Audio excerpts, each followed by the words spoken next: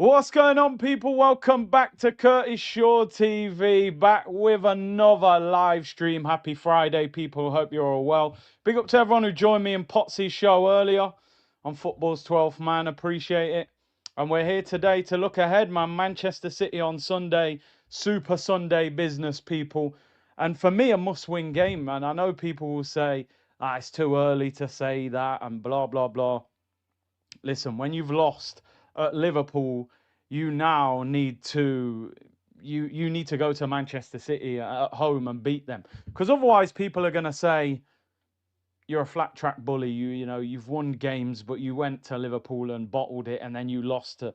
So we need to win this weekend. I wouldn't take a draw. If you offered me a draw now, I'd turn it down. I'd say no, due to the fact as well. I think Liverpool will beat Everton on in the Merseyside derby. That would put them 6 points ahead of us. So I think it's a must-win game. We need to win. But big up to everyone locked in. I hope you're well. Coma said Barcelona, beautiful team. Liverpool, fun to watch. Create chances. Arsenal only create via set pieces. They've gone from beautiful to eyesore. I'll be honest, man. Rashford, and listen, you guys know I'm a big Rashford fan. I would have still taken him at Arsenal in the summer on loan. I'm telling you, I would have. But what a couple of goals. That second goal last night was unreal. The only problem with Rashford, man, he has these little purple patches where he's on fire and then it drops off. So it's whether he can maintain it. I have to say, by the way, we all know about this guy, obviously, but Pedri is one of the best players in the world, and it's not spoken about enough. He is an unbelievable football player. Because the likes of Bellingham and that obviously score more goals, they get more of the plaudits in La Liga, but Pedri is just an incredible player to watch. Reminds me a little bit of Fabregas, but maybe not with as much goal threat, but what a player. Is Tim Lewis the guy with a finished hairline? It is very much finished. And there, Jonathan actually just talking about Pedri. Made Tonali and Joel Linton look average. Do you know what it is? When you go to Newcastle, you've got to see off that first 20 minutes of their physicality, and then it turns into a football match. And when it turned into the football match, Pedri, I mean, De Jong played well as well, but Pedri is just an outstanding footballer to watch, man. Big up to everybody, though. Hope you're having a good Friday. Hope everybody is well. Coleman Music, yeah, C-Unit Business. It will be back. Fitz is in. I'm assuming he heard something that we said in the Potsy stream. He said, sorry, I do not agree that Arteta loves Arsenal. If he loved Arsenal, he would not put poo players like Havertz and Odegaard before the good of the team. He always puts himself first. That's not love. It's utter selfishness. Wow. Strong words from Fitz as always. I hear you. I think with Arteta, I mean, the comment that we were talking about in the show with Potsy was, do we believe Arteta loves Arsenal? And you are right in a sense, there is elements of selfishness there. Stubbornness, is he prepared?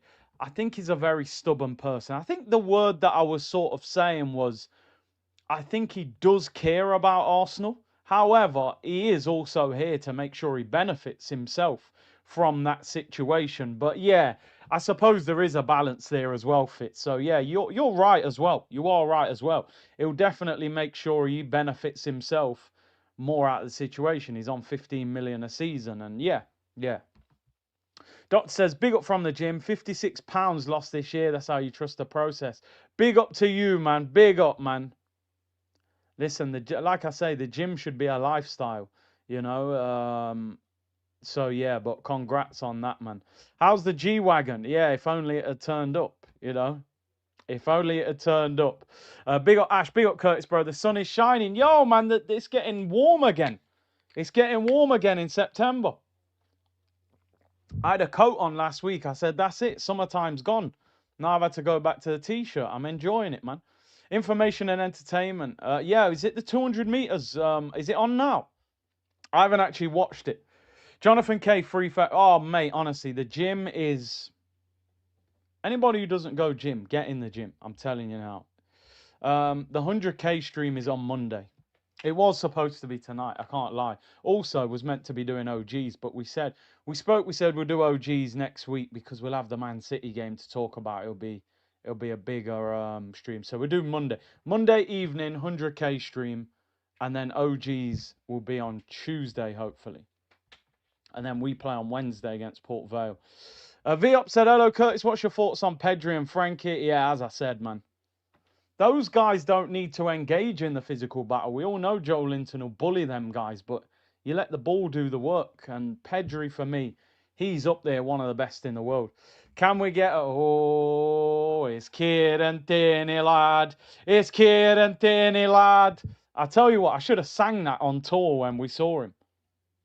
But yeah, he's at Celtic now. They're walking the league already, aren't they? Rangers are all over the place. Big up Richard, who said, I'm at the gym right now. I hate it here. Nah, man, embrace the gym, man. I'm telling you. The gym's proper. Or get your steps in, if not, if you don't want to go to the gym. Anyway, few things to talk about. First of all, people, today's show is sponsored by Match Bingo. Scan the QR code, link in the description below. Get £10 free if you deposit £5. And also, if you buy 4 cards, you get 1 free. Great for the weekend's football. It'll play automatically for you. Arteta's press conference actually being played right now on Sky. So hopefully we'll get press conference reaction towards the end of the show when the full transcript goes live. Cupcake said, big up Curtis, trying to find your fantasy league. Don't remember the video where you posted it. Right, let's have a look. Let me try and find. We'll have a look. Yeah, you're right. We'll have a look. Right, I found one. Let me, I'll copy that. I'll copy that for you and throw it in the comments. Should go there. Right, there you go. It's in the comments. So get hold of that and get involved. Has that gone in there? Yeah, there we go. Bang. There you go. You're good to go. Code at the end. Get involved. Guna Genk celebration stream. The half-bold fraud is gone. Timmy Lewis. Do you know the only thing? We're going to talk about Tim Lewis in more detail, obviously, man. There's mixed feeling towards this, but I'm going to give you my opinion. We're going into subscriber only mode, by the way. So if you're not subscribed, there'll be no comments. You've got to be VIP to comment, people. Subscribe, it's free. Get involved. And there we go. I didn't realize subscriber only mode wasn't. Yeah, the 100k award has been arrived. It's been shown. It's been posted. But we'll show it again on the 100k stream Monday evening. We'll do 7 till 9 o'clock. That's my aim of doing that, 7 till 9 o'clock.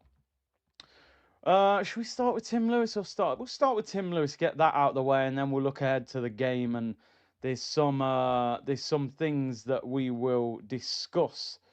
Tim Lewis has left Arsenal Football Club this morning. Richard Garlick has now been promoted to CEO.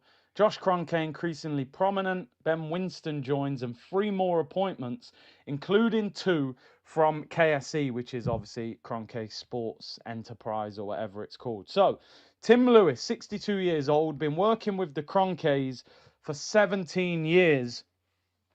And you know what? People always talk about it, the hairline. The hairline is incredible. You're caught in the middle. It's like a low block and a mid block. I always thought, and I saw him on tour, by the way, and I just thought, Tim, you work for the Kroenkes, bro. You've got dough. You work for Arsenal. You've got 2 options, bro. This is a mid block.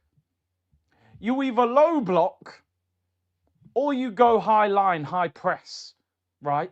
You're stuck in between the 2 right now, bro. You either go to Turkey. In fact, he's got so much dough, he hasn't got to go to Turkey. He can go Harley Street in London. And you get the hairline back and you go for the high press. Jurgen Klopp, Sadio Mane and Salah, high press, win the ball back, get the high line back. Or you cut that off and embrace the 2-pack, the Phil Mitchell, the DMX, and just go bold and proud. But I don't know what that is. That's caught in the middle. You don't need to be there. It's Stephen A. Smith dissing LeBron. There's no need for it.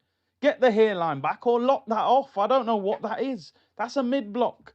Proper U-shaped foot. No, that is Arsenal's attack. For real. Get the ball out wide and then go all around the other side to the... Nah, that's mad. U-shaped football. Right, let me zoom out. That's madness. Mid-block Lewis. Jesus, no wonder they don't want me in the press conferences. But anyway, we'll say what we think. We're all thinking it, let's be honest. You know, we're all thinking it. He just don't care. He might be that rich he don't give a damn. You know what I mean? You know when you're just balling out and you don't care. I swear down. I mean, I've still got some baby hairs, man. I ever get to that point, we either deal with it or you lock it off. We're going, man. But anyway, like, forget about that. Tim Lewis, right. This is a serious football channel. We're not here for jokes and laughter. Let me be respectful and serious. We've hit 100k. We're supposed to be a respectable YouTube channel now.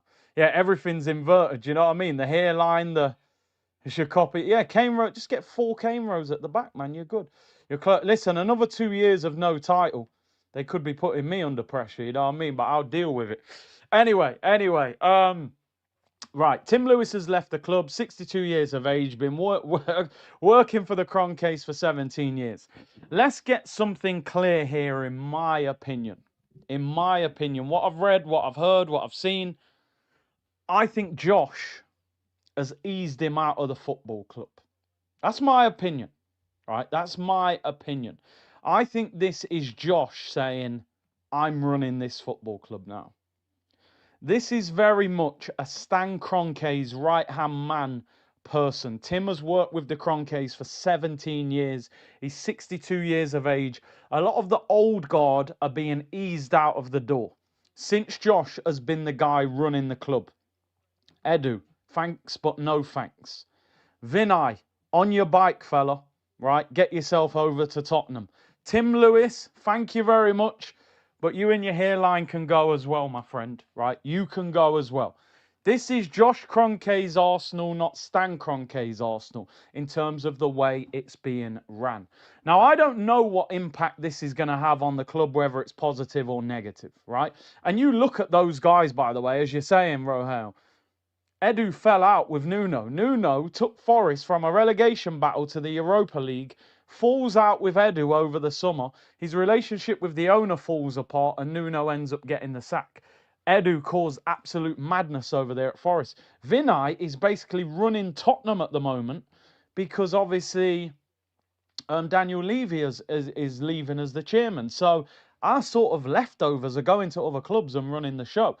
In terms of Tim Lewis, how good is he at his job? We don't really know. We don't hear too much about whether he is or isn't good. What I will tell you, one positive thing, they say he's the guy that got the Eze deal over the finish line. So we have to give him some credit for that. He had a good relationship with Steve Parish, who's the Crystal Palace owner. He got the deal done.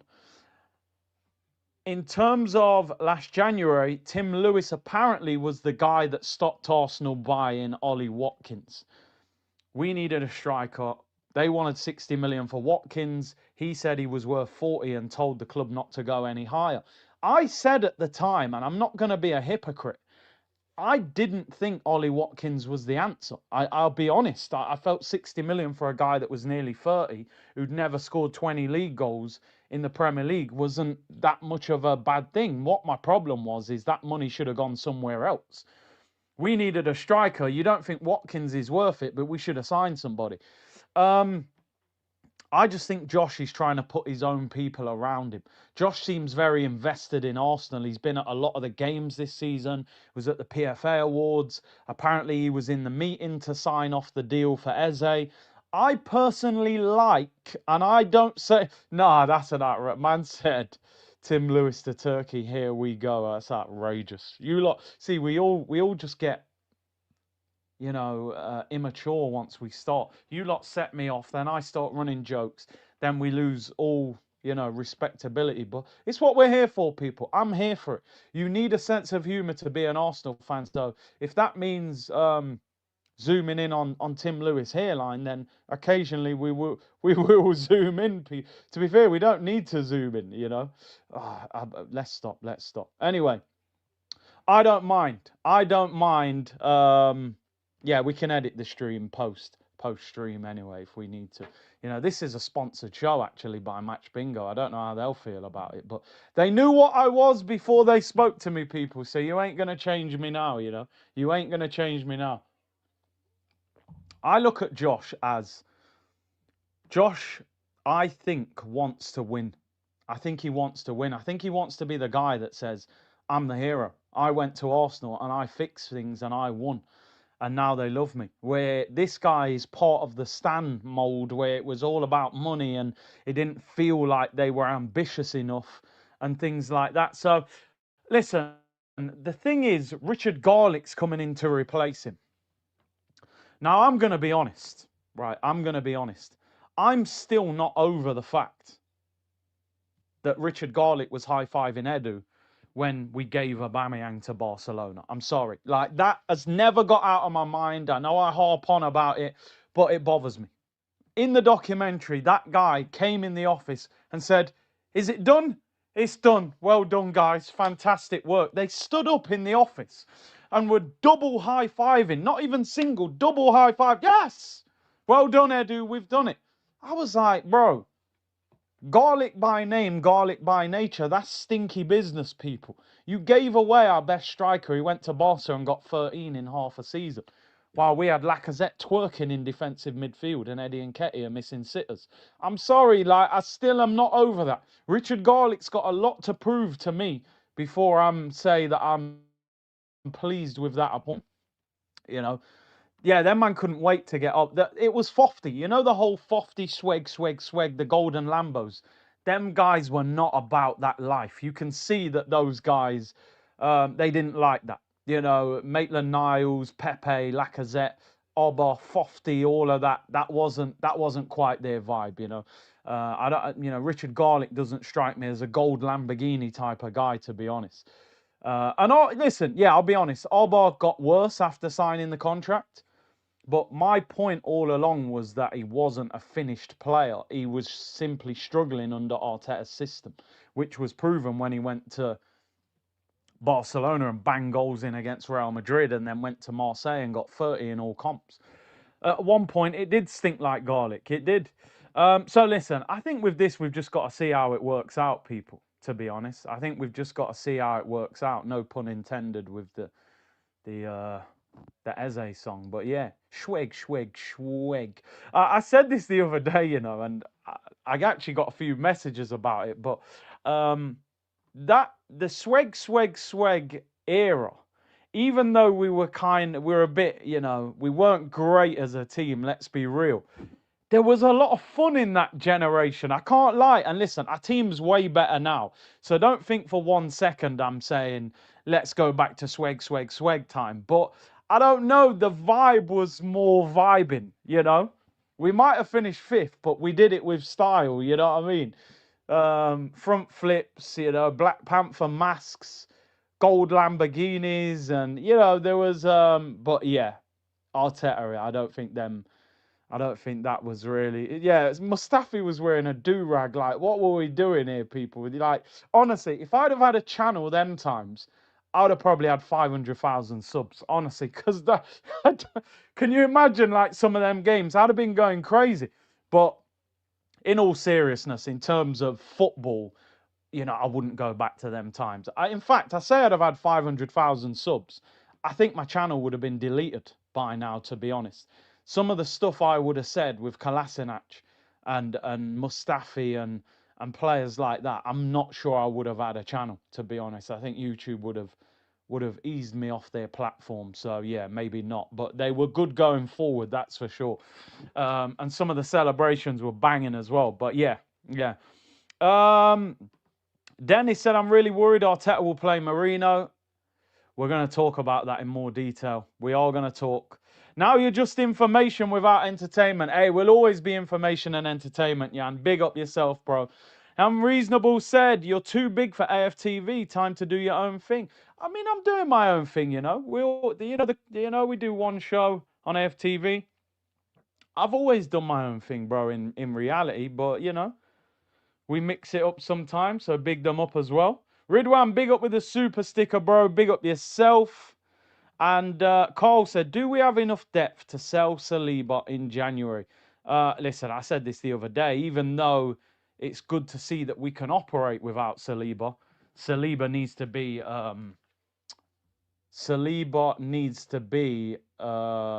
signing a new deal. You know, I like Mosquera, but I ain't trying to replace Saliba with Mosquera. I need to see a new contract.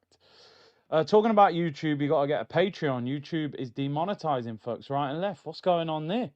What's going on there? I don't know about all that. Do you know what? I've always, I don't know. Sometimes, like, people have said to me before, do a Patreon, do a Patreon. I find it uncomfortable charging people to hear me talk. You know, to say, right, you've got to pay this much money to listen to this video. But you have got to be careful, because you think to yourself, your whole business is in YouTube, and if anything goes wrong, you know, you've either got to start again, or do you do it on another platform? It is something to think about, but for now, we just run it as it is, you know. It works. Twitch is there if you want Twitch, and we run it with this. Yeah, it's the copyright stuff. You got to be. If you notice, people, I haven't played my intro for about a week and a half, because once again, even though I've paid for the rights to use it, I'm getting a copyright thing come through. So I can't risk it. Luckily, it's not a copyright strike, it's a warning. But enough warnings lead to a strike. So I can't even risk playing the intro, because if something goes wrong, so I'm having back and forth emails, and the company that I've paid for the copyright with, they take like 3 days to email me back, and it's taking ages. Like, I love that intro, I love the music. It's getting to the point where I'm like, if they take much longer, I'm gonna have to get a new intro. But I don't want to. But we may have to make a new one if they carry on. It's frustrating. It is for. Yo, I was onside, bro. It came from a goal kick. Can't be offside from a goal kick. Man said hated watching that offside goal. Yo, what a finish. What a finish. Anyway, let's move on. No more Tim Lewis conversation. We are going to get into the press conference in a bit, but I've just seen some of the headlines. The full transcript is not out yet, but I thought maybe we'll have a brief conversation about something that Arteta has just said, and we'll sort of have a look into that. Let me just get this up. So this is what Arteta said, just some of the headlines from the press conference. He has just confirmed that Saka, Odegaard and Ben White haven't trained this week with the group, by the way. They are doing individual training, but not trained with the group. He said Merino and Gyökeres will be available, something that we really wasn't thinking of. And it only came to my mind this morning. Gyökeres and Merino had head injuries, and I was sitting there this morning thinking, imagine if one of those two, particularly Gyökeres, because that's our main striker, imagine if they said they had concussion after the game, and they would have been out. You've got to be out for, I think, 7 days minimum. So can you imagine if he'd have ruled out Gyökeres with concussion? Would have been crazy. Merino, of course, took the knock to the head as well. They're both fine. Arsenal will see on Saliba's availability. He said he did really well. To be available in Bilbao, he was on the bench, but obviously didn't come on. And then he paid tribute to the tremendous contribution of Tim Lewis, who obviously has just left the club. Just quickly on my thoughts is Saka, for me, should not play on Sunday, right? Should not play. When I say should not play, I'm talking about should not even be on the bench, in my opinion. I've said this before and I've said it again. Arsenal need to learn from the mistakes of Jack Wilshere. We didn't learn from the mistakes of Jack Wilshere because we have basically been running Saka into the ground ever since he made it into the first team. By the mid-20s, Jack Wilshere was fading and going downhill. His ankles were melting. Now you're talking about hamstrings, which can be equally as effective on someone's career. Man said, big up my bro Akeem, Merino available scares me. Yeah, because he'll probably start him centre mid. Saka, for me, shouldn't play. Pulled his hamstring, out for 4 weeks, hasn't trained with the group once. They've got another training session tomorrow, which he could, obviously, he could possibly train. I don't want Saka involved on Sunday. I don't. I'm now more interested in Saka's long-term future than short-term. We rushed him back last year because it was Real Madrid. We've got to get him back. Champions League's on the line. I get it. Madueke's playing well. You don't need to play Saka. I don't want Saka involved. At the most, he's on the bench, but for me, he wouldn't even be on the bench. Torn hamstring on the right, pulled hamstring on the left. You have got to start wrapping that guy up in cotton wool. In midweek, we've got Port Vale. Next weekend, we got Newcastle. Then we got West Ham. Then it's international break. Also, get him out of that England squad as well. Get him out. Yeah, he don't need nowhere near. He don't need to be anywhere near that England squad. I'm sorry, he doesn't. They're playing teams that they can beat in their sleep. They're going to qualify. Yeah, let Jared Bowen, let Cole Palmer, let Foden, let one of them brothers, let Madueke go and play right wing. We have got to start being a more ruthless club from top to bottom. Berta, you know what I mean? He's been ruthless in the market. Look at the way he dealt with Sporting. You know what I mean? I'm not paying a penny more than that. Agent had to lose money. Gyökeres had to lose money. You know what I mean? I'm not buying Sesko at that stupid price. Tottenham, you think you're buying Eze? Hold that. Berta's brought some ruthlessness to us. We've got to start doing the same. Saka, just take your time, bro. Take your time. Don't rush this guy back into the team. Odegaard. I've said it before. I wouldn't play Odegaard on Sunday. We know this manager loves Odegaard, and if Odegaard's fit, he will probably play him. Ben White obviously won't play. He's been out for weeks. Whether he makes it to the bench or not, I don't know. Merino, like Hakeem said, you know, that one scares me. Because him being fit means he might end up starting, and I don't want to see that. Gyökeres, of course, needs to start. So we'll see. In terms of Saliba, I've said it. I don't know what you guys think. If Saliba's 100%, I would play him. I know Mosquera's balling, but there is still levels to this. If he's 80%, if he's 85%, then you play Mosquera. Again, you don't need to risk Saliba. This is a long season, and it's an ankle injury. You could easily roll it again and make it worse. So that's how I would be doing it. Pays tribute to Tim Lewis. Yeah, I mean, yeah, less said about that, the better. But a lot of you have been saying, look, Mosquera's got the shirt, let him keep it. What do you guys think? You know what, let's get a poll up. More polls than well, according to Dre, he said the ones in Miami are better than the ones in ATL. But yeah, you know what I mean anyway. But yeah, would you start Mosquera or Saliba? That's going to be the poll. Would you start? Who would you start? Who would you start at centre back? Saliba or Mosquera? Like I said, if he's 100%, I'm just going with tried and tested. But I am also kind of intrigued to see how Mosquera gets on against your boy Haaland. And the interesting thing is, Haaland scored home and away against us last season with Saliba and Gabriel playing. So it's not as if we've actually shut him down with Saliba at the back. He has actually scored against us in both games last season. I just think it's Saliba, bro. If Saliba's fit, I think you've got to play him if he's 100% fit. But Haaland is at it at the moment, so I actually don't mind. When that team sheet comes out, if I see Mosquera, I won't complain. If I see Saliba, I won't complain. I'm fine with both of them. What will start frustrating me is if I see Mikel Merino. And if I don't see Eze, that's where I'll start having meltdowns pre-match. Yeah, Gibbs. Yo, big up your sister. Just tell her chill though, bro. Just tell her relax. You know what I mean? Tell her to relax. But yo, big up. You know, we always appreciate the compliments where we can get them. But yeah, man, just chill, relax, man. But I appreciate the super chat and big her up as well, you know.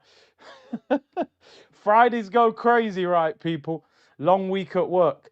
Alex says, big up from Kentucky C Unit Business. Yeah, man. Yeah, man. I'm telling you, man, it's the cocoa butter and the water, bro. Keep drinking your water and going gym, people. You're good. You're good to go, people. Anyway, Martinelli is guaranteed to start. That worries me. I think is he going to play Martinelli left wing? If Odegaard's not fit.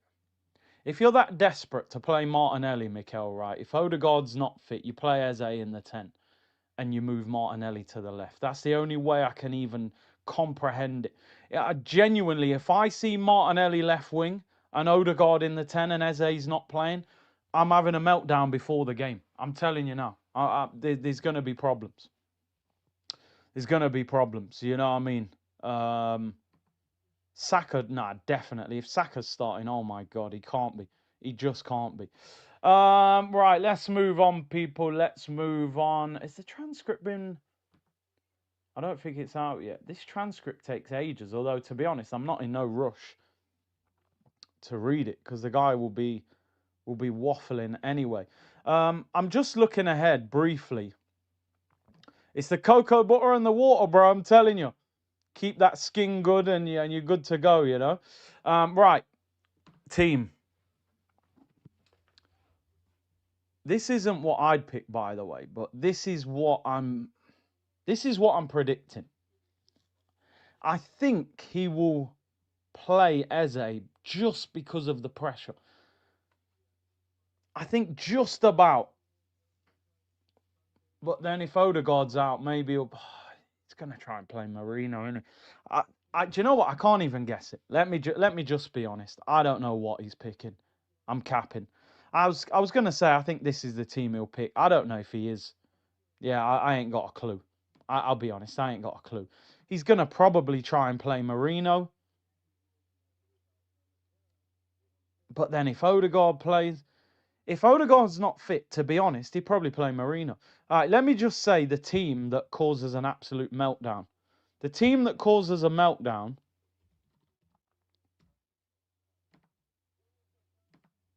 is this. If I see that team, if I see this team pre-match, I go into meltdown.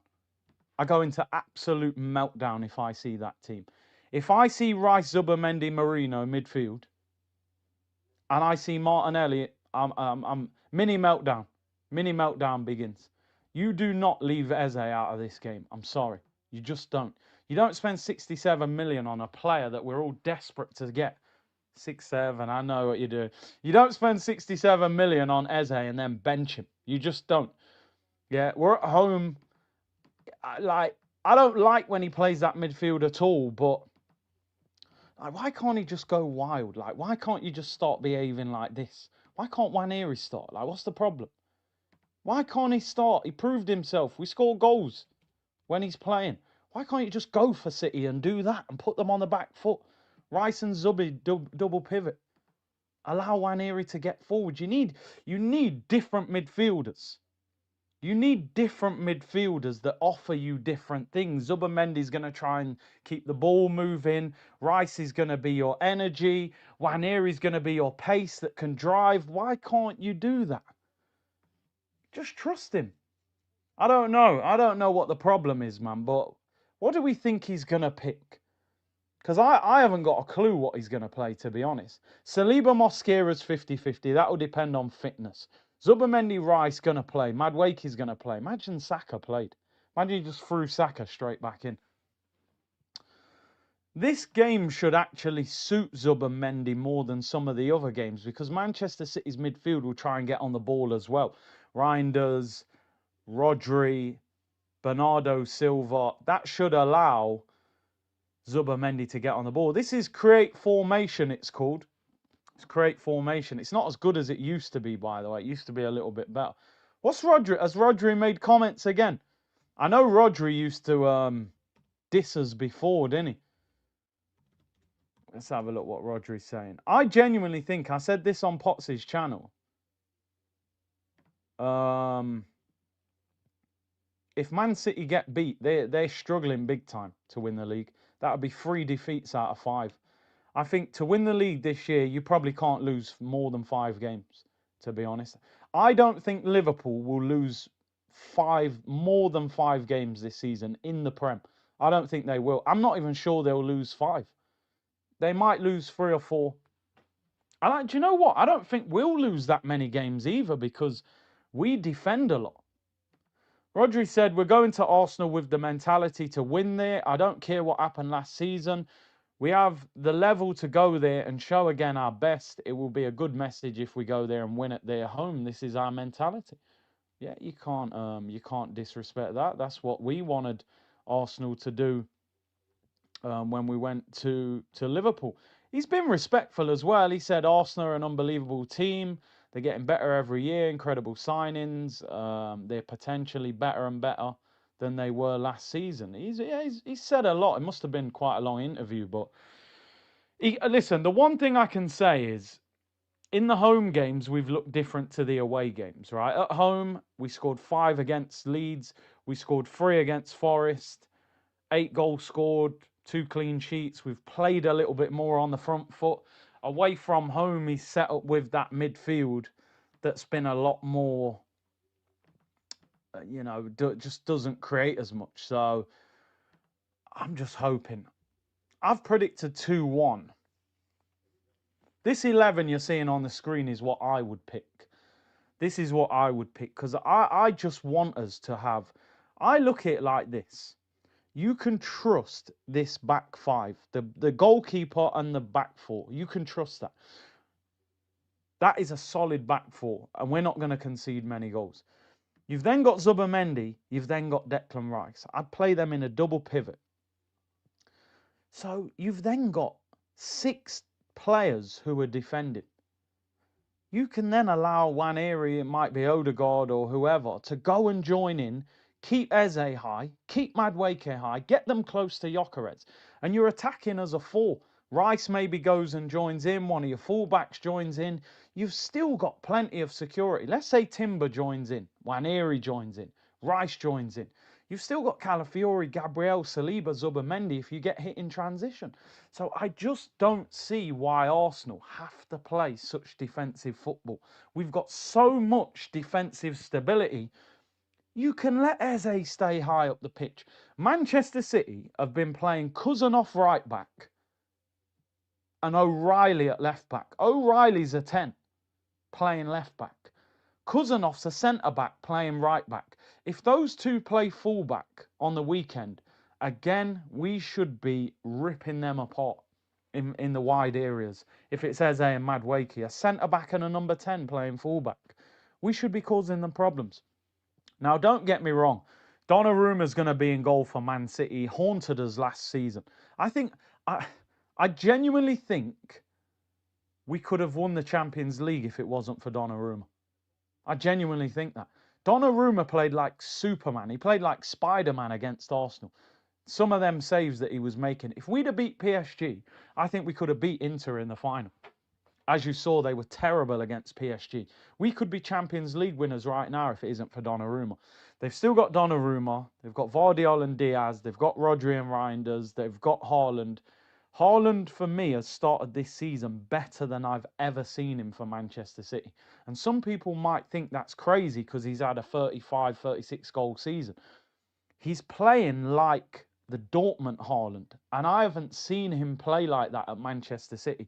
He's actually getting the ball outside the area and running at people. And he's not just being the guy that finishes chances. He looks hungry. He looks hungry. So... And Foden, yeah, I mean, 2 seasons ago, Foden wins Player of the Year. Last year, he's absolutely dreadful playing like Chesney from Coronation Street. This year, he looks like he's back. This is going to be a hard game. It's going to be a hard game. Make no mistake about that. My concern is if he turns up Rice, Zubimendi and Merino, you're taking away that ability for us to be free-flowing. And I think to beat Manchester City, you've got to expose their defence. Tottenham exposed their defence. Brighton exposed their defence in transition. Their fullbacks are not that good. Yeah, and they don't make their wingers do the defensive work that ours do. You've got to hurt them when you attack them. If you put Merino in midfield and you sit behind the ball and you play U-shaped football and it's slow, I think that will help Man City because they'll grow into the game and then it turns into a slow possession-based football match. And Manchester City are probably the best slow possession-based team in the country. So actually what you want to do is speed the game up and make it more difficult for them. So that's where you can't be turning up with Merino and people like that. You just can't. If he feels he wants to play Martinelli, you've got to move Eze to the 10. Odegaard hasn't trained all week. You do not leave Eze out of this game. This is the kind of game I think Eze will thrive on, because City will attack a little bit more and give us a bit more space. Gyökeres does need a big game. He does. I mean, it don't help that he keeps getting dragged off after 60 minutes and we don't create a lot of chances. So I hope in a more open game, this is the first, like, of the what you would call the traditional big six that we've played at home. Usually our home games tend to have more goals in them, you know. Lawrence, yeah, I spoke about it at the start of the game, bro. Barcelona are the epitome of possession-based football, but still exciting, still quick. You know, Rafinha and Rashford and Lewandowski. Lamine didn't even play.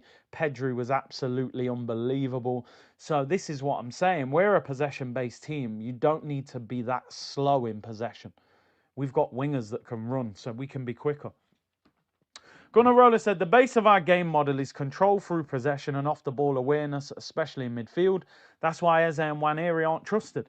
I think in Arteta's mind, he views Nwaneri in particular as a risk because he takes risks. He runs at people. He tries to drive between players and past players, and it's exciting. And when that works, it opens the game up.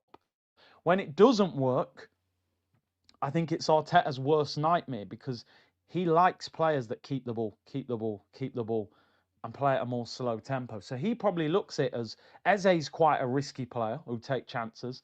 He probably thinks, oh, I can't have Nwaneri doing that as well. I disagree. I would have 2, 3, 4 of them players. You look at Barcelona, Lamine Yamal's a risky player. He tries to take 2, 3 players on. He does madness. Rafinha's a risky player. Rashford's a risky player. Pedri was driving past players. Dani Olmo takes chances. You can look at Real Madrid. Their whole front line is a big risk. Mbappe, Vinny, do you know what I mean? Arda Güler, Rodrigo, they're all players that take chances, that try and shoot, that try and take players on. You need a few of them in your team to be successful. That's a good point, Gunnarola. DJ Max said, after Liverpool, this team selection will blueprint Arteta. Yeah. Like, if you do it at Anfield, it goes wrong and you learn from it, then we can say, okay, he's learning. He's learning from it. I didn't like the Bilbao performance in the week. But after the evening, I calmed down because I said, okay, it's Champions League away from home. They finished 4th in La Liga and we beat them 2-0. Ultimately, I can't be overly disappointed with that. It's a cup competition. Yeah, we could have gone there and drew 0-0. I'd be going crazy, Arsenal therapy. So in the end, I'd say, you know what? Fall back. You won 2-0. Keep it moving. I didn't like the midfield. I didn't like the tactics. And I didn't enjoy watching the game. As I said the other day, the moment that game finished, I took a minute, ate my dinner, put Real Madrid against Marseille on for 15 seconds. It was more exciting than Arsenal. Within 15 seconds, Rodrigo took the fullback on and Mbappe did a bicycle kick. Me and Cruz was jumping up and down. Go, oh my God, bicycle kick. My example was the other day, people. We all watched that game going, oh my God, Madueke, look what he's doing to this Forest fullback. He wasn't doing anything crazy, but we've been so starved of seeing our fullbacks, our wingers run at fullbacks and have a bit of flair and just drop a shoulder. And, you know, he's just doing street moves on, man. Yo, drop a shoulder and then bam, bam, bam. You know what I mean? Going past people. And we're going, oh my God, Madueke. But really, he didn't do anything out of the ordinary. It was just, we haven't seen that for a few years, you know, since Alexis or Pepe did it a little bit. And you saw Arteta got rid of him real quick. So we need to see more of that flair in the attack. Aju said, watch out, Doku as inside forward. The last 2 games are 2 of the best performances I've seen from Jeremy Doku. Definitely. It's something that I've said similar about Arsenal's wingers. For all my FIFA players, right midfield, right wing, right forward, they're all very different roles. They look similar, but they're very different. I believe we're playing right midfield, right winger. I look at ours as wingers. I look at Salah as a right forward. I think Saka needs to be a right forward, not a right winger. Not a touchline hugging winger. 15 yards further forward, 10 yards off the touchline, corner of the penalty area, you become that bigger goal threat. And that's where Doku's played the last 2 games. He's been mad. His goal last night was crazy again. Drops a shoulder, left foot, bottom corner. But I'm just going to let Doku know. I don't know if Doku knows who our right back is, but brother, I feel very secure in what we've got at right back. If anybody's going to lock down Doku, it's our Dutch madman at right back, Jurriën Timber, mate. So, but it'll be a good battle. I was enjoying the Madueke performance. I'm not even lying. But what I'm saying is, it wasn't nothing crazy. I used to see Alexis do that every week. Nutmeg people do all kinds of madness. But because we've been starved of it, it feels amazing watching it. And that's what, but we need more of that. We need more flair. I said it the other day, people, for those of you who weren't tuned in. Our attack at the moment is like boiling chicken in water and just serving it on the plate. Yo, what do you want for dinner? Yo, can I have chicken and rice? And you put some microwave rice in, and you boil me a chicken in water, and you just slap it on the plate and go, there you go. I go, brother, what's that? And you go, well, you did ask for chicken and rice. I say, yeah, I did ask for chicken and rice, but I meant seasoned up nice chicken and some proper rice. At the moment, I feel like as Arsenal fans in attack, we're getting microwaved rice and boiled chicken. I need some seasoning, Mikel. Come on, man. You're a Spanish man. Surely there's some paella seasoning or something. You know what I mean? And that's what we're getting. We're getting boiled chicken attacking football at the moment, people.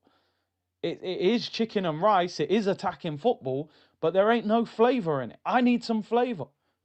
I need some flavour in that attack. I'm sorry. We're Arsenal fans. For 20 years, we had flavour.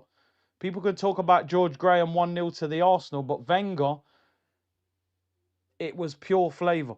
Do you know what I'm saying? Va-va-voom. Je ne sais quoi. I expect that as an Arsenal fan nowadays, people. And I won't compromise.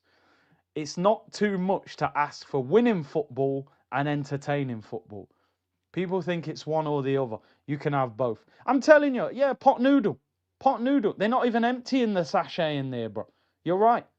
Pot noodle, they're not even putting the flavour sachet in there. It's mad. It's mad football. Boiled chicken tactics, I'm telling you. Arsenal play beautiful football. That's our thing. You know that. You know, that's what Arsenal do. We're that team. We ball out. What happened to Salt Bay Steak? Yeah. You know what I mean? He needs to go Dubai again. And I think Salt Bay's restaurants are getting closed down now, to be honest. I think all that hype's disappeared. £2,000 steaks with gold on and brothers just sprinkling some salt on. It's no seasoning. Football has no taste. I'm telling you, man. That's why as soon as the game finishes, I'm like, raw, I'm hungry, man. You know what I mean? I've had to watch that for 90 minutes. Anyway, come on. Maybe we get some seasoning this Sunday. Conrad says, big up C Unit. I think our depth is a tad bit overrated. Lots of left footers, questionable at right back. Since Ben White's injuries, we're in trouble if If Timber got injured, we'd be in trouble because Ben White looks like he's struggling for form. Man said, yeah, I'm telling you, bro. They better turn up with some seasoning this Sunday, man. You know what I mean? With the amount of merch. And Ketia's mum cooking Declan. Yeah, he loved that, innit? Even Deckers likes the seasoning, man. You know what I mean? He's a London boy and that. We need the brown stew. You know what I mean? Some brown stew chicken. Yeah, I'm hungry now. I'm talking about all this food. You know? Might need some brown stew chicken tonight. MP said, our midfield doesn't work with Merino, Rice, Zubimendi. Rice clicked with Partey. I expect more, especially from Zubi, to give Rice more freedom. From Merino, I don't expect nothing. I think we have to say now, and it's just the reality of the situation, Merino in midfield has not worked at Arsenal. Right, that's just reality. He's over a season at the club in midfield. Nah, it ain't working. San Marino in midfield, bro. Up front, Dan Marino up top. You know what I mean? Miami Dolphins. In midfield, San Marino, bro. It ain't. Marino should not play in midfield for Arsenal. He should not play in midfield for Arsenal. Now, part of that is down to his performances, and part of it is down to the way Mikel Arteta uses him. For Spain, he's crashing the box, he's scoring hat-tricks. For Arsenal, he's in defensive midfield trying to win tackles and rolling around looking for free kicks. It don't work. Merino in midfield doesn't work for Arsenal. Whether that's his fault or the manager, that's the reality of the situation. Merino, to me, is second choice striker. I'd rather play him than Havertz if Gyökeres wasn't playing up front. That's my viewpoint of him. He has not been a successful midfielder for us. You know what I mean? Salt and pepper in our work, brother. You know what I mean? Jerk, curry, them things. They spice up the place, man. You know what I mean? I don't know if Arteta's ready for that kind of seasoning, though. You know what I mean? I'm not sure, bro. But we can hope. We can hope. Right, people. Speaking of if you're peckish, we're about to get some waffle on the screen. Some pure. I just realised that was the game last year where Lewis Skelly scored and did the Haaland celebration. He's all smiles. It's that time, people. He's back. Mickey Roast, the boss. Coleman music. The Coleman is back. Come on. This game probably means a lot to him, man. Imagine what he thinks. Yo, man, I used to work for this guy and I'm smoking his team. I know we beat them 5-1 last year. And I'm taking nothing away from that performance because it was outstanding. But Man City were in free-for-all at the time. It was like an all-you-can-eat restaurant, you know. It's your turn to go and batter them, you know. Now, they've got a lot of hope, a lot of optimism. They've won their last couple games. Haaland's balling. I feel like beating them now would be bigger than beating them 5-1 last year. Even if we beat them like 2-0. This would be, yo, Pep, you think you're in the title race. Hold that, relax. Top 4 race for you this season, buddy. That would be 3 defeats out of 5 games for Pep. I just don't think they'll win the league if they lose this game. I don't think City will win the league anyway, but they've definitely got a chance. It's Pep, it's Haaland, it's Donnarumma. You wouldn't be surprised if they did. Haaland could go and score 35 goals and they win the league because he's the best goal scorer in the division, in my opinion. But if we beat them, I mean, that would do some serious damage to them at this stage. Rodri's saying a lot as well. You know, we got to go and get them. We've got to go and get them. Beating them 5-1 and winning the league would have been great. Yeah, exactly. But it is what it is. Donnarumma is a big change. Donnarumma, for me, is a better shot stopper than Ederson. But obviously, he's not as good on the ball as Ederson. But what I've noticed, he's playing a lot more direct. You know, they're not playing out from the back as much. He just, you know, I think even last night when the guy got sent off, you know, Donnarumma kicked it long, which you never saw that too often with Ederson. Yeah, Lewis Skelly, man. I was speaking about this the other day, man. Lewis Skelly at the start of this season, I thought it'll be Arsenal's left back and he might start for England in the World Cup. Because Luke Shaw's the only other left-back, really, that gets picked, and he can't stay fit. You're now looking at Lewis Skelly going, well, you're going to have to start against Port Vale in the Carabao Cup because you can't get a kick. But competition is key, people. Competition is key. And I'll give him his credit. Calafiori started this season well. So now Lewis Skelly's got to learn something in football that you have to contend with at the top level, and that is competition. If you're that guy, Lewis Skelly, you've got to get him out of the team. Or you've got to hope he has a bad run of form and you come back into the team and do well. So, yeah, pre-season didn't go well for him. Listen, obviously you guys know and you'll have seen it. You guys remember, right, when we got the Here We Go on Gyökeres, that a video was put out by, from somebody at the club of Lewis Skelly going, here we go, and he'd done the Gyökeres thing and things like that, right? You guys will have remembered it. And the next day we played AC Milan and I was pitchside. And when Skelly walked by, I did the Gyökeres celebration to him, right? And he just smirked a little bit. After the game, when I was in the press area, he came through, we had a brief chat and he was like, yo, I got in trouble for that. You know what I mean? And I was like, right, did you? And he said, yeah. He said, I got in trouble for it. I don't know why. It was like we were signing the guy, but all he said is, here we go. Maybe the club don't like players putting things out like that when we hadn't officially signed him yet.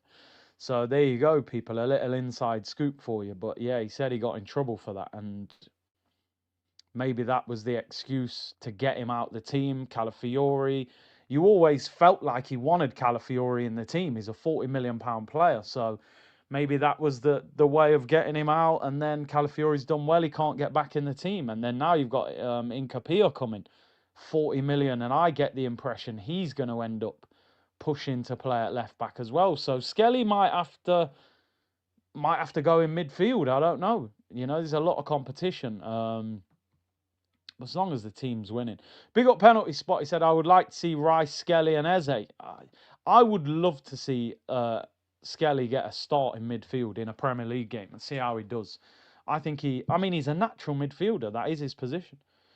Yeah, makes sense. It just, I don't know. I was trying to look at it from a professional point of view. Why would that video bother Arteta? I suppose it's because he hadn't officially signed yet, and maybe he felt it was unprofessional. I don't know. But yeah, he said he got in a bit of trouble. So, but yeah. Right, let's hear what he had to say. I will do my best. You better be smiling like this at 6 o'clock on Sunday, bro. I'm telling you now, because that's a big smile. You know what I mean? And it's Pep. So you better handle business. You know the drill, people. If he waffles, we will skip. I will try not to make anybody fall asleep. Yeah, and that's a good point. Like, a lot of people don't seem to be big fans of Fabrizio. And again, whether I should say all this, but listen, I don't mind. I share these things with the community. I think what's happened before, and this is what I've sort of been told, is that Fabrizio at times is putting out "here we go" before clubs have signed the player, because it's become a competition now, hasn't it? Fabrizio Ornstein, who gets it out first is going to get all the traction. So I think they're getting to the point where it's like, yo, is it confirmed? Yeah, it's nearly done. And he's just going, you know what? I'm just going to gamble that it happens. Fling out the "here we go" and get 20 million views. And then the club are probably going, the deal's not even done yet. This guy's saying "here we go." So then when a player reacts to it, they're probably like, nah, you're adding fuel to the fire. That's probably the way the club are looking at it. But it is what it is, man. It is what it is. Like, I can't lie, as a football fan, when Fabrizio dropped that "here we go" on Gyökeres, I can't lie, that was like, yo, do you know what I mean? The Eze "here we go," it was madness, you know what I mean? But yeah, let's go through the waffle. Are we in a good place? Wow, what these questions are. Are we in a good place? He's not going to turn around and go, oh, listen, mate, we're in a terrible place. We lost to Liverpool. You know what I mean? He's just not going to say it. Yeah, we've had 2 important wins. There's a good feeling. Is there a chance White, Saka and Odegaard may be fit? If there is a chance, it will be after tomorrow's session, because they haven't done anything yet. We'll have more information tomorrow. I think this was actually meant to be a question, but they didn't highlight it on this one. He loves that we've got another training session. We'll find out after that. He doesn't tell us anything. Fabrizio doesn't care. Nah, he doesn't. He just wants traction. Feed him traction. He don't give a damn. Fair play to him. He's made a big career out of it. If Merino and Gyökeres are okay after the head injuries, said, yep, they'll be fine. If Saliba will come back into the lineup, he said, let's see. He's been carrying an injury. He's done really well to be available for the last match. He's really pushing. We will decide tomorrow who is the best to start. Whether our boardroom changes will impact him, he says no. Well, there has been quite a lot of changes since I arrived. First of all, Tim is leaving. I would like to say a few words. He's been someone I've enjoyed working with. I think he has made tremendous contribution for everything he's done over the last few years. Then on Richard Garlick, congratulations. It's a massive role to be the CEO of the football club.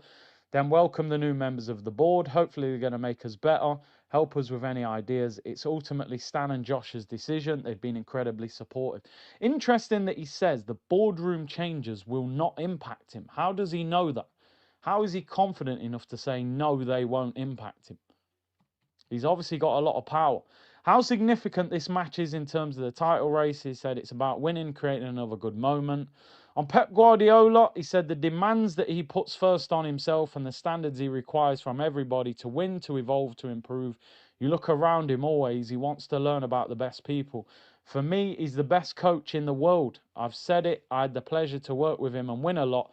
next to him. It's always great to see him. Now you need to win, bro. Don't worry about Pep. You know what I mean? They're his titles, not yours.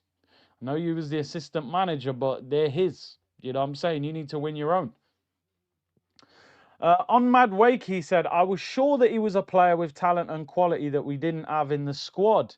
A player with a lot of threat and ability that's going to make us better. The moment I picked up the phone, I spoke to him, his dad, and his agent. Three of them gave me the impression they were really willing to come and they saw something special that they wanted to be part of. Then you have to come here and slowly start to get to know him. He starts to get to understand the team. I think so far the impact he's on the team is positive. On Zubimendi, on how he's settled, it's another one. Coming from abroad is tricky, especially with the demands in this league in that position. You have so much responsibility in that role. You have to be aware of everything. He's an intelligent boy. He has a lot of presence, a lot of quality, and a lot of courage.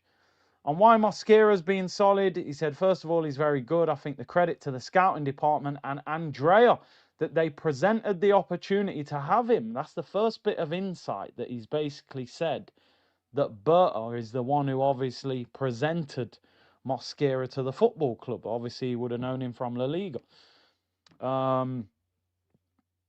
He wanted to come here to play, earn his place. I think that's what he's doing in that position. Early has been very impressive.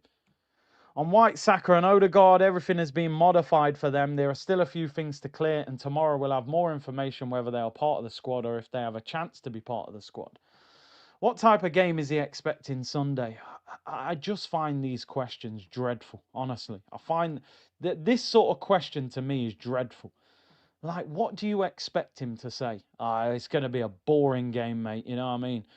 Big up Elliot, Nyamin waffles, sipping syrup. We need another beating with this City meeting on that comb man music. Big up Elliot. How do you expect the game to be on Sunday, Mikel? It will be exciting. There will be moments. They have good players. We have good players. Two quality. He hasn't said that, but that's basically. Do I even need to say what he said? There will be moments. It's been in the past few years. They have changed in the back line. They recruited early. We've modified. Blah, blah, blah. On the impact of the subs, you look historically at the top team that has won a lot. The impact that the finishers had has always been really, really high. So he's got a new word now. They're not substitutes. They're finishers. They come off the bench and finish the game. He's changed football. Whether he talks to the subs before games. Oh, God. Ah, dear. Dear, oh, dear, oh, dear. I wish I could watch the press conference. I need to know who's asking that question, honestly. Hi, Mikel. Yeah, I have been to university for 3.5 years and done 4 years of work experience to be a journalist to get in this press conference. But, Mikel, do you talk to your substitutes before the games? Well, because they're not starting the game, I decide to ignore them. I don't tell them anything. I don't speak to them. I just expect them to guess what I want them to do. How's that for an answer? Do you speak to your substitutes before the game? He's on £15 million a season. Some of the substitutes are getting hundreds of thousands of pounds a week. And a paid journalist is asking him, do you speak to your substitutes before the game? I mean, God, this is outrageous. I'm not reading the answer. I'm tempted to lock the whole stream off. I just can't believe what's going on. Look at this question on whether Pep is rebuilding Man City. He said, I don't know. That's a question for him. Wow. Is Pep rebuilding City? Yeah, mate. He's got rid of about 5 players and signed about 5. So we could call that a rebuild. Mikel, quick question for you. What did Pep have for dinner last night? Yeah, maybe you should ask Pep that one, mate. You're in the wrong press conference. What the hell is going on here? Seriously. I'm trying to go 5 games unbeaten against Pep. The preparation for the game will be to win, that's for sure. Oh, that's what I thought. On mental health in football, first of all, very proud of the club again. Takes initiative, takes a problem, a serious problem that is out in society and gets practical solutions to create a safe space for all our supporters to be able to raise their hand and say, I need help. This is a space to do it. I think this is incredible. So basically what I'm hearing is there's something going off where if fans are in the stadium and they're struggling with mental health, there's parts of the ground where you can actually go there and just basically say you're struggling in life. And they can use that as a starting point to maybe get counselling or get help. Or so that is a great initiative. So in terms of that, well done to the club. That's something we can respect, you know. But yeah, and yeah, that's certainly a better question than the last couple. I swear they must be Chat GPT, them other ones. On how aware he was that Tim Lewis would be leaving. I was aware in certain moments. I had discussions with Josh and with the team. It's not the first time it's happened. Incredible gratitude to what. So Josh was obviously telling him he's on his bike, mate. He's on his way out. What it means for the future, he said, wonderful future. It's the only thing. I'm so positive about it. Every time I speak to Stan and Josh, how willing they are, the projection they have, the vision they have for football, there's no question big things ahead. On the changes at executive level since he's been manager, I'm not even reading it. Whether he wants to harness the positive feeling from Martinelli and Trossard. Yes, it certainly does. Well, there you go. He's going to start one of them. You can see that. On facing Haaland, there are a lot of things you have to get right, he says. We're skipping, I'm sorry. If the current defence quality is the benchmark, he said, it's certainly what we're doing today. Oh, I like this question. Here we go. Whether he wants Eze to be a touchline winger, that's got a bit of seasoning in that question. But the thing is, he's just going to remove the seasoning with the answer. He said it depends on the positioning in one space or another. It's never the same. The space and the difficulty of the opponent will be different in what we want and what we want to accomplish with that. I told you, boiled chicken answer, people. He took all the seasoning off it. And whether it depends on who the fullback is. He said, yeah, depending where that man is defending, especially if it's our left side or right side, maybe the opposite side. Oh, dear. He's off. He's speaking waffleese, people. Especially if it's our left side, right side, maybe the opposite side. If they're attacking between the lines, especially if it's higher or deeper, there's quite a lot. Oh my God, I swear down. I feel like he's rapping. This is why I call him Mickey Ross, people. I'm telling you. Right side, left side, opposite side, attacking between the lines, higher, deeper. I don't know what it is. Ricky Rose. Rose! That's my nickname. I don't even know what he's saying. I genuinely don't know what he means. I've been involved in football over 20 years. I don't know what he means, people. Honestly, someone translate that. I ain't got a clue what he just said. On Lewis Skelly's celebration last season, he said, well, that was done. That's it. That's part of it. There have been a lot of celebrations or non-celebrations in the past from a lot of teams. The experience is to learn and grow as well, and we've certainly learnt from that. If I translate that, it means, Miles Lewis Skelly, you showed too much attitude, and because of that attitude, you will hold bench. You know, because check the answer. Well, that was done. That's it. That's part of it. That doesn't sound like a manager that enjoyed seeing Lewis Skelly drop the Haaland celebration in the corner of the pitch. He probably was fuming when he was doing that. Why is he showing so much personality? I need robots. Yo, on whether City are contenders. I think so, without a doubt, knowing Pep and the demands he puts on his play. Yeah, skip it. He's not going to turn around and go, nah, not City, mate. They ain't winning nothing. Wow. Them press conferences are hard work, man. Genuinely. Arteta translation, bro. I'm telling you now, I don't know half of what he just said. I actually don't know half of what the guy just said, but we'll try and figure it out, people. Anyway, I will be back tomorrow. Anyone live to redirect? Let me know. We redirect if anyone's live. Wow, Noel Gallagher has been on TalkSport and said he hates Arsenal. That's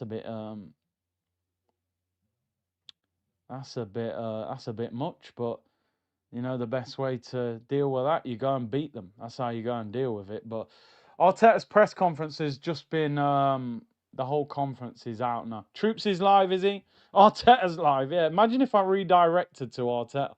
That would be legendary. Yeah, thank you to Curtis Shaw for the raid. I appreciate it. But I don't want the raid. I want to low block. I'm gonna defend. So we will not accept it, guys. We will not. That was my Arteta accent. We need to work on that. I can't lie. We'll redirect to troops. Oh, poll results. You're right. You're right. See, this is what the community is. It's what the community is here for. Hey, happy FIFA Day, by the way, or EAFC, but I'll never get used to calling it EAFC. It will always be FIFA. Let's get the results of the poll, people. Who would you start at centre back next to Gabriel, Saliba or Mosquera? And you've gone for Saliba, 58% Saliba, 42% for Mosquera. I agree personally. But I actually don't mind who plays. I would just go off the fitness level of Saliba, to be honest. If he's fully fit, maybe you can run with that. And if not, then go with Mosquera. Right, we'll redirect to troops. Big up to everyone locked in. Oh, we got super chats. My apologies. Gonna roll. It's less about hating risk, but more so not trusting our attackers to produce enough rewards from risk stats wise. It's on the on the forwards to prove him wrong. Yeah, I hear you on that. Tarun said I have a theory on why Lego Man don't sub on even Lego Man, you know. Late in games. It's either quite early or never. He's scared that he'll give away the ball. Hope he win. Wow, so you think he's bringing him on early to expose him so he don't have to play him, or he brings him on so late that he hasn't got time to do anything? Interesting outlook. Taron also said, Big C, how different do you think we would be if Daniel Ek took up the club during COVID? We could have been better as he's an Arsenal fan. The difficulty with Ek was how much money did he have? They said he was worth a couple of billion. But, you know, you're competing with oil money. Man are turning up with 30 billion. So my thing with Daniel Ek was always how much money is the people that were supporting him, how much have they got? I told you I want oil money at Arsenal. When the Kroenkes sell, I want oil. You know what I mean? I want somebody buying the club who's worth 50 billion. You know what I mean? You know, so, but yeah, it could have been. And Henri was involved in that. Penalty Spot said, does make me wonder if the players enjoy playing for Arteta. Constant sideline micromanagement seems very strict on the players' detention settings. I can tell you now, I bet the defenders love playing for Arteta. Bet they love it, because if you're Timber, he's going to drag back Madueke or Saka. If you're Calafiori, he's going to drag back Eze or whoever's on Martinelli on the left. Two centre-backs have got Zubimendi and Rice in front of them. I bet the back four love it. And I bet the goalkeeper loves it. He's got so many people in front of him. Once you start getting higher up the pitch, I bet they're like, nah. I'm being told what to do all the time. You know, Gyökeres is getting isolated. Eze's being told to hug the touchline. Martinelli and Saka have to run back and defend. They're pulling hamstrings. Havertz tore his hamstring. I bet those guys don't enjoy it. I tell you that. Strikers, creative players, you don't like to be micromanaged. You need freedom.